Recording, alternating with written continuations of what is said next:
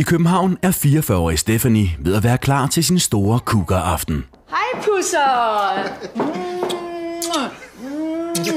Og her der har jeg jo simpelthen vores velkomstdrink, der skal være her, og så har Christina, hun er konditor, så hun har jo lavet den her vidunderlige kage. Jeg har jo nemlig svaghed for kager, så det er her, vi skal hygge os med sprøde toner af DJ Costa.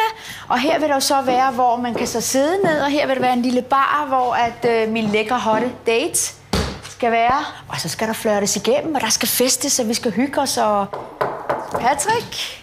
For at gøre sig fræk og uimodståelig for aftens date, den 15 år yngre Asger, har Stephanie hyret en bodypainter, der skal dekorere hendes nøgne krop.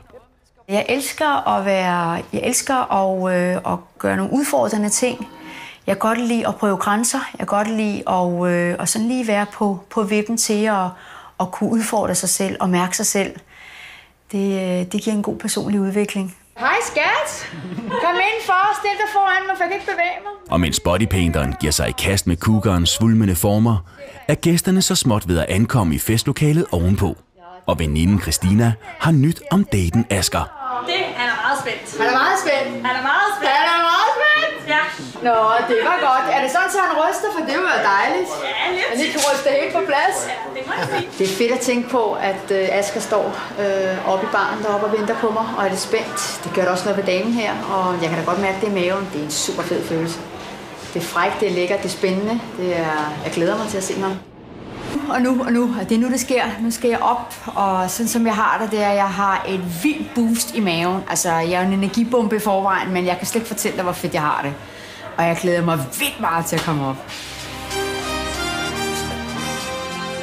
Jeg er rigtig spændt på, hvad der skal ske. Jeg er lidt nervøs, så jeg glæder mig rigtig meget til at se den.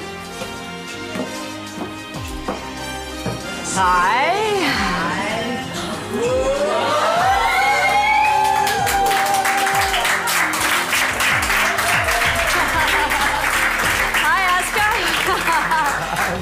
En fornøjelse. Ja. Tusind tak, fordi I er kommet.